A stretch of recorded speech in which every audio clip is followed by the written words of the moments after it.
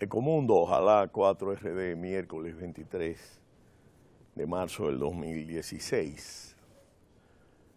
Mientras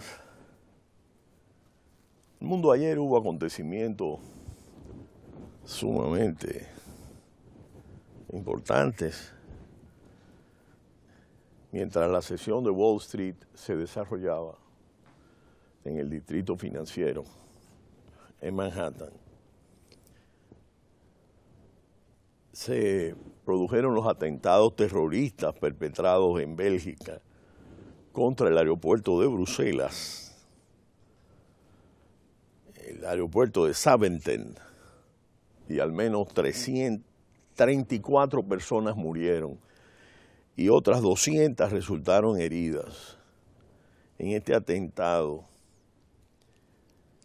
que influyó en la sesión de Wall Street, al igual que la estación de metro de Malbrook en Bélgica, en Bruselas, donde está la sede del gobierno de la Unión Europea. Y esto es un hecho importante, significativo, porque se suma a los atentados del 20 de noviembre en París y en San Bernardino, en Estados Unidos. Y estamos hablando de un balance de 34 muertos hasta el momento y 200 heridos, y ataques en varias direcciones.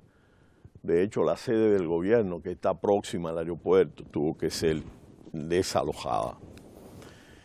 Es un hecho importante porque el Estado Islámico asume estos ataques como propios.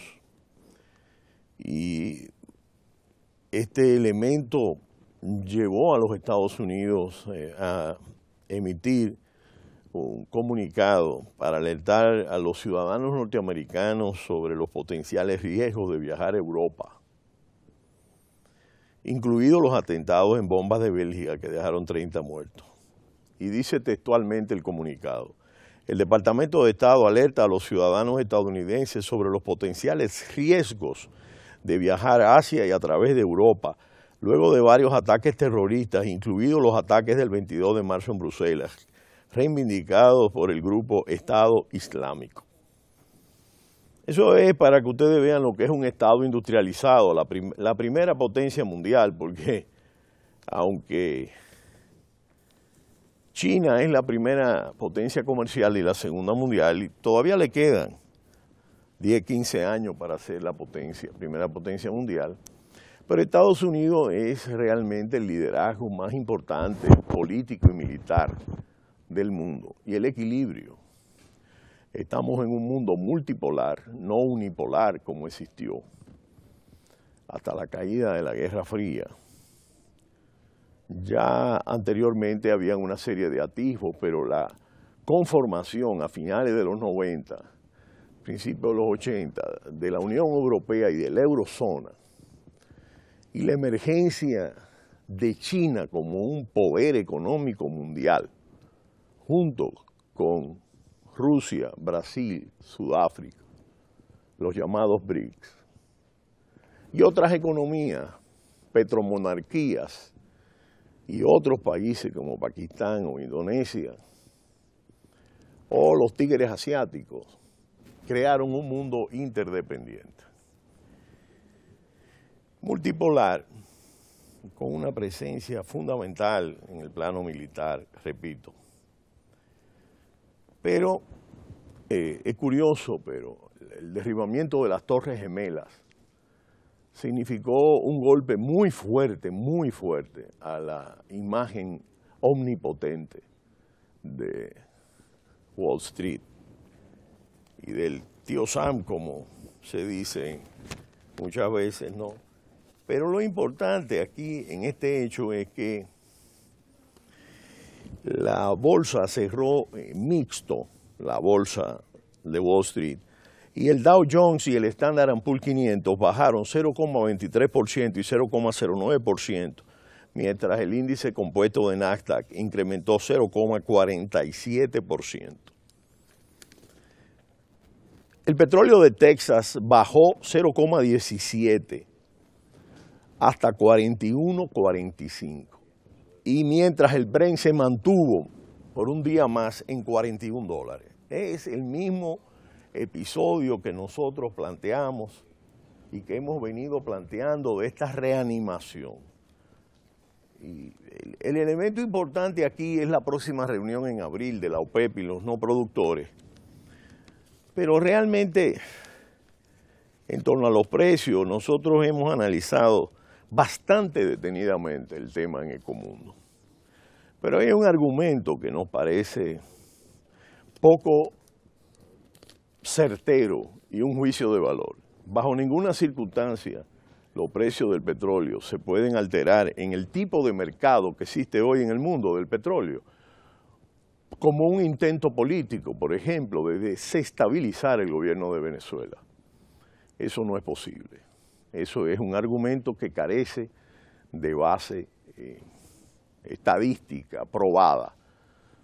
Aquí lo que está pasando es que el petróleo bajó a precios que por la calidad del tipo de petróleo venezolano bajó a precios de $23. Y para cerrar su presupuesto, pues Venezuela requería petróleos a precios muy altos, igual que Rusia. Necesita $80 para cuadrar la caja, o Pemex, o Ecopetrol, o la empresa estatal de Ecuador. Todas entraron en una situación de déficit. Y eso es igual en Canadá, igual en Noruega. Es decir, es una realidad. La caída de los precios en los últimos 3 meses fue muy drástica. Se pensaba, todos los bancos de inversión pensaban que iba a bajar a $20. Realmente, ayer vimos a un presidente Barack Obama y Raúl Castro sonriente viendo un partido de béisbol en La Habana. Y la verdad que era impresionante, mírenlo ahí, los radioescuchas y los internautas se lo imaginan. O lo vieron ayer todas las televisiones de República Dominicana estaban viendo eso, donde quiera que yo entraba. Miren qué camaradería entre el presidente Barack Obama, relajado totalmente, en la manga blanca remangada, el pejuelo oscuro, cero traje con corbata, anidado, escondido, libre ahí, y se tomó un mojito. La pena es que no tenemos la foto Pero aquí nosotros vemos un hecho histórico, y es que Obama se reunió con toda la disidencia cubana, todos los representantes de la disidencia cubana. Déjenlo frisado.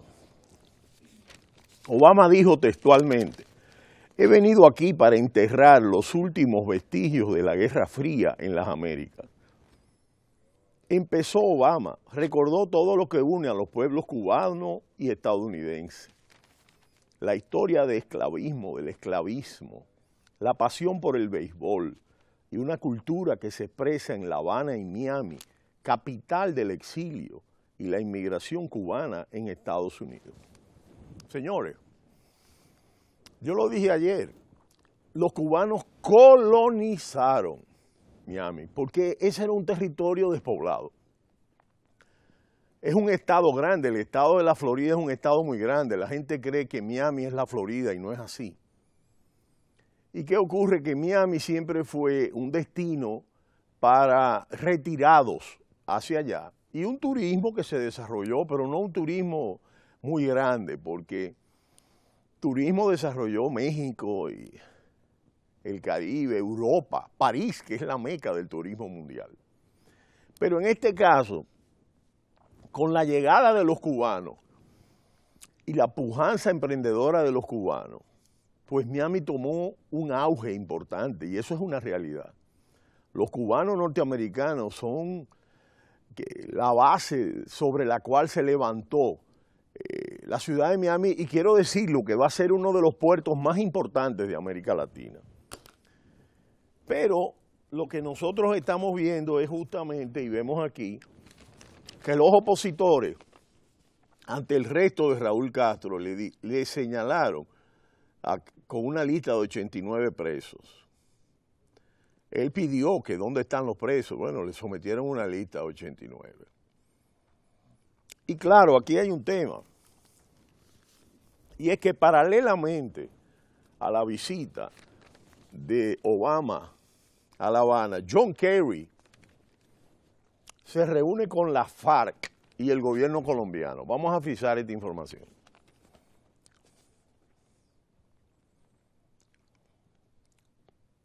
Está frisada. El mismo día que el presidente Obama se reunía con su homólogo cubano, estaba previsto en La Habana otro encuentro antaño impensable. El secretario de Estado John Kerry había anunciado que se vería con los negociadores de la FARC para dar un impulso al proceso de paz que se desarrolla con el gobierno de Colombia en la capital cubana desde hace más de 3 años. Nunca antes un dirigente estadounidense de tan alto rango se ha reunido con la cúpula de la guerrilla, incluida en la lista de organizaciones terroristas de su país. Eso quiere decir que la diplomacia norteamericana ha hecho causa común con un intento que hay que reconocer fue del presidente Hugo Chávez, de tratar de desmontar esa guerrilla, que era una guerrilla ya sin sentido a nivel mundial y que se había escondido detrás del tráfico internacional ilícito de la cocaína. Es decir, un grupo ya que había perdido la esencia original. Hay posturas diferentes. Yo respeto a quienes creen que ese grupo mantiene una postura coherente, pero no tiene sentido el método entonces. Ya ese método, o sea, no lo aprobó Chávez, no lo aprobó ninguno de los líderes de la democracia del siglo XXI. Y esa es una de las cosas que yo quiero y he venido diciendo aquí. Ha habido madurez en América Latina en el manejo de la política económica. Por eso esta crisis no ha sido una crisis más grave. Ha habido responsabilidad en la disciplina fiscal, en la disciplina monetaria, en el manejo presupuestario. Ha habido un manejo equilibrado de las finanzas públicas y de las políticas monetarias. Se han emitido deuda en bonos locales, no solo en recurrir a los mercados de capitales de bonos. Pero no es menos cierto que cuando nosotros vemos esta situación, lo que estamos viendo es que también hay una madurez política. Insisto, y vamos a poner una foto de la llegada de Obama a Argentina, recibido por Mauricio Macri. Es decir, nosotros vemos que también hay madurez política, es decir, el kirchnerismo le entregó el poder por 3% al macrismo, al partido de centro derecha. Ahí no hubo pataleo de ninguna especie. Y Correa abandonó su reforma constitucional y va a elecciones.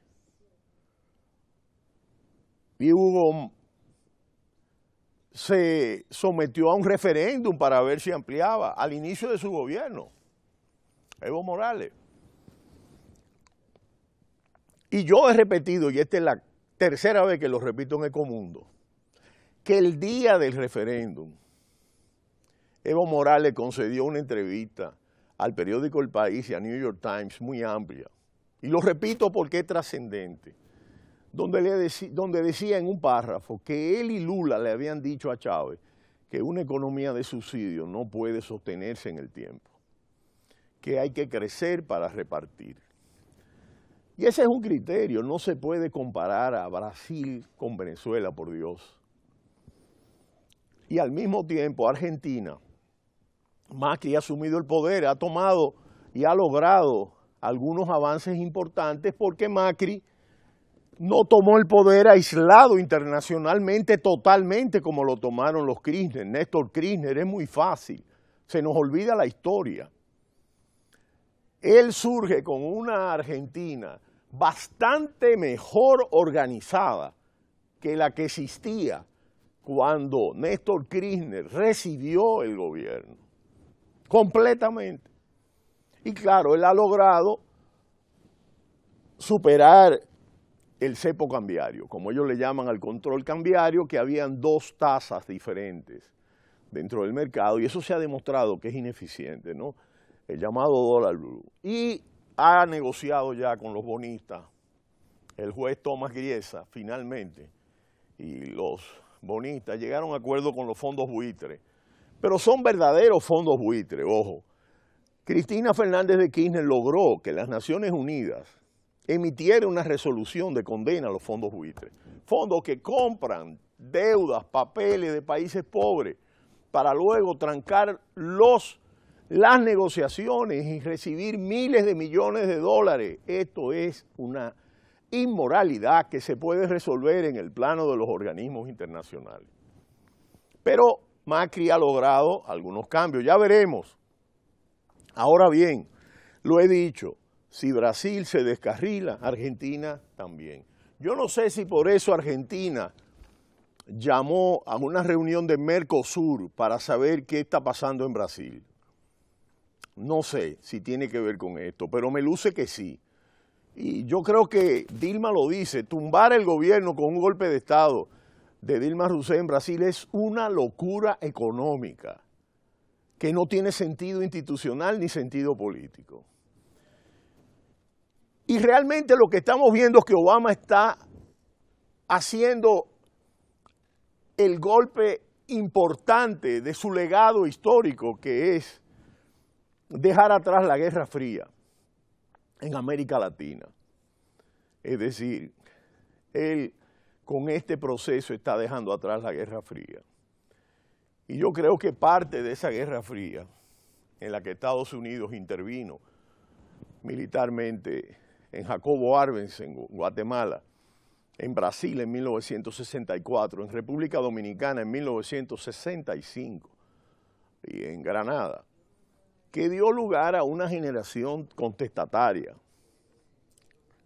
En el día de hoy, los restos de Claudio Camaño Grullón irán a la funeraria Blandino,